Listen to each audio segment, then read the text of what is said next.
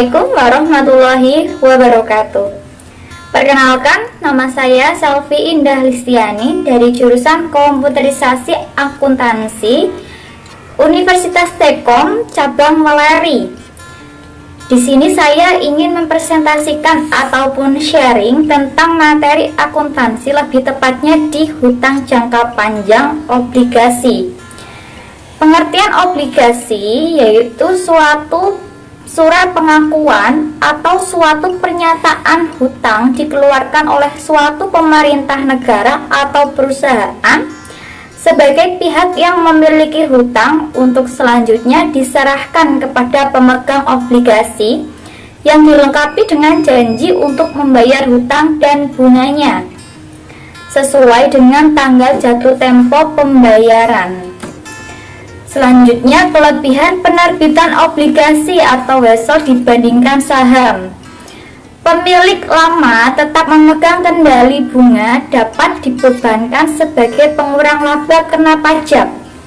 Suku bunga mungkin lebih menguntungkan ketimbang harga pasar. Saham bunga yang dibayar mungkin lebih kecil daripada jumlah yang diharapkan pemegang saham. Kelebihan dan kekurangan obligasi. Untuk kelebihan obligasi yaitu pemegang obligasi akan mendapatkan bunga atau kupon obligasi yang nilainya lebih tinggi dari bunga deposito bank. Jenis kupon tersebut juga ada yang bersifat tetap dan ada juga yang bersifat mengambang. Surat berharga dengan bentuk obligasi akan lebih mudah untuk diperdagangkan di pasar sekunder sesuai dengan mekanisme BEI atau di luar BEI. Selain kupon, pemegang obligasi juga akan mendapatkan keuntungan berupa capital gain, yaitu suatu selisih harga obligasi saat obligasi tersebut diperjualbelikan. Obligasi bisa dijadikan sebagai jaminan kredit bank atau membeli instrumen aktiva lainnya. Investasi obligasi adalah salah satu investasi yang aman karena pembayaran pokok hutang dan kupon terjamin dalam aturan undang-undang.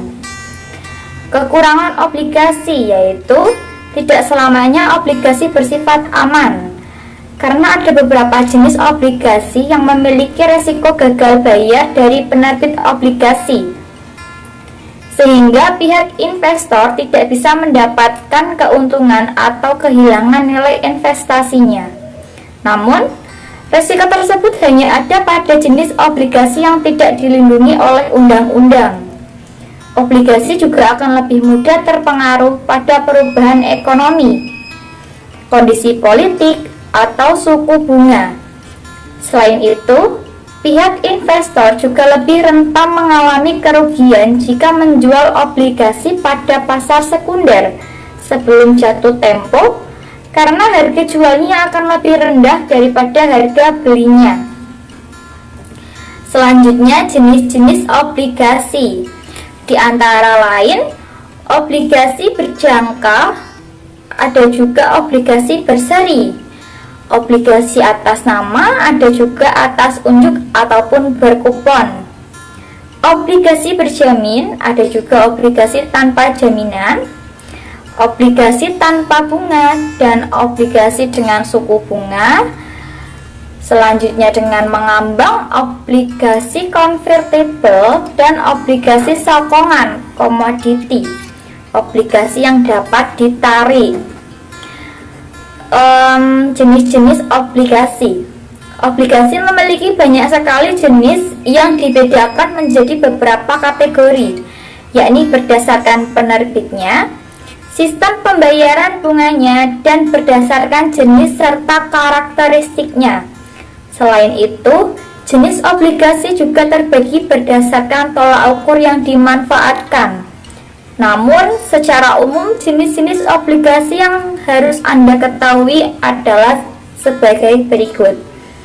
1. Berdasarkan nominalnya.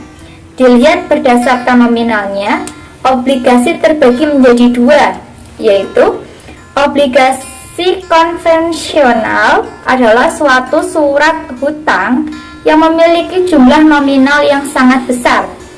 yaitu sekitar 1 miliar rupiah per slotnya. Obligasi retail adalah surat hutang yang memiliki jumlah nominal yang kecil seperti 1 juta rupiah saja. Yang kedua, obligasi berdasarkan penerbitnya.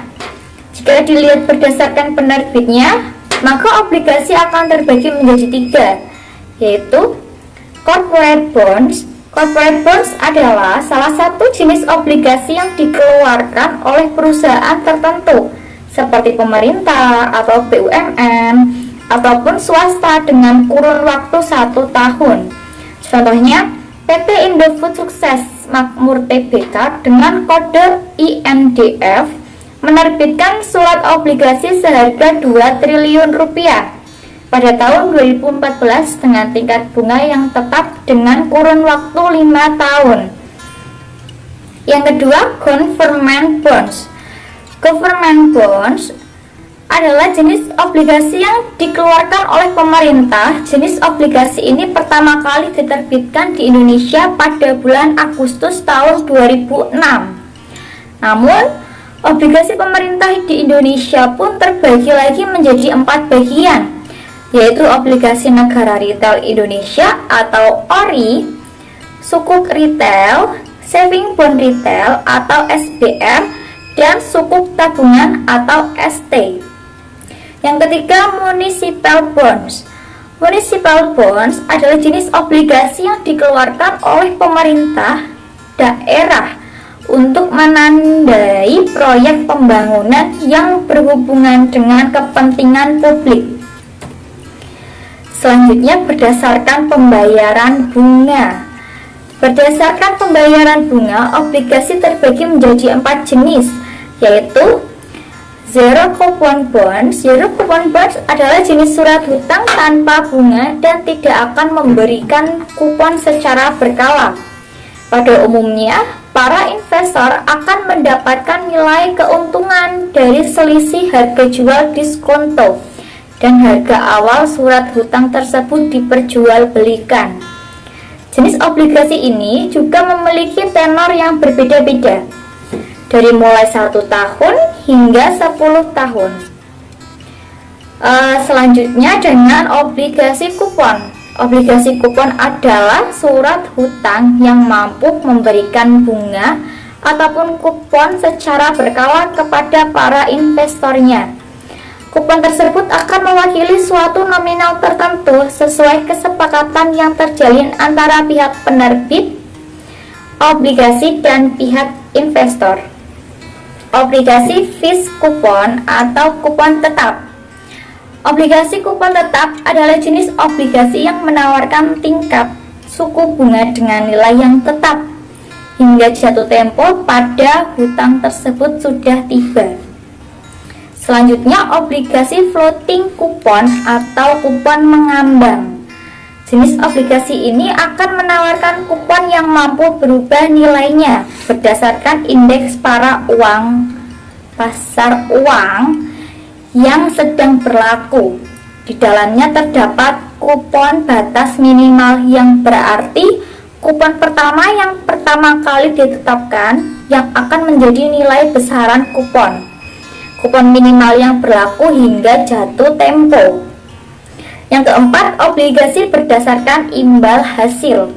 Berdasarkan imbal hasil, obligasi terbagi menjadi 2, yaitu obligasi konvensional dan obligasi syariah.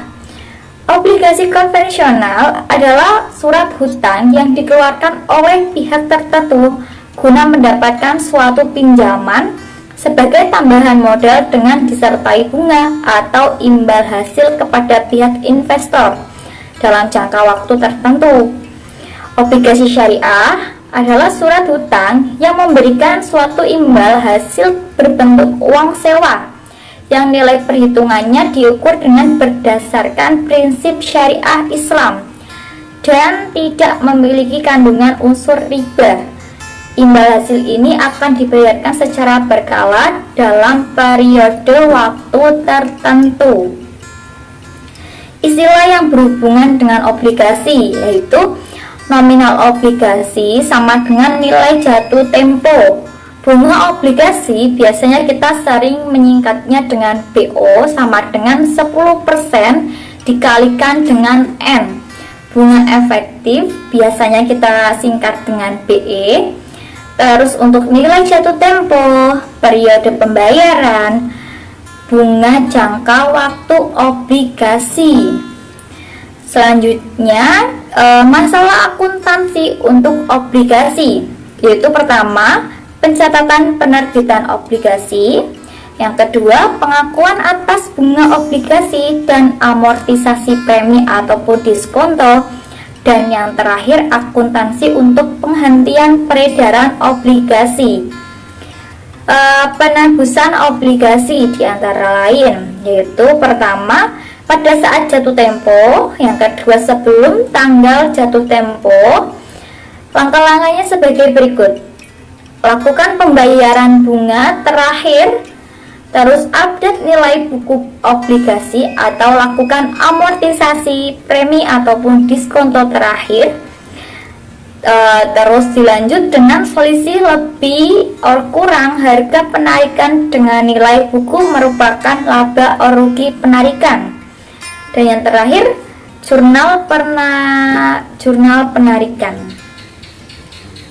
Selanjutnya, apabila penebusan pada saat jatuh tempo, maka nilai buku obligasi akan sama dengan nominal, sehingga tidak akan terjadi selisih. Tetapi jika obligasi ditarik sebelum tanggal jatuh tempo, maka perbedaan jumlah yang dibayarkan dan nilai buku obligasi dilaporkan sebagai keuntungan atau kerugian pelunasan obligasi.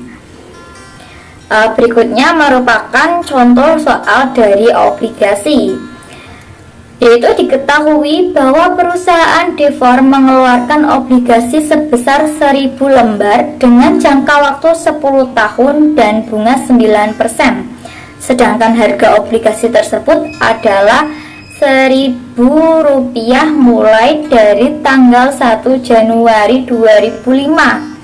Nilai obligasi tersebut adalah 100%. Jika dia dicatat berdasarkan semi-anual atau setengah tahunan, maka dia akan dicatat setiap tanggal 1 Januari dan 1 Juli.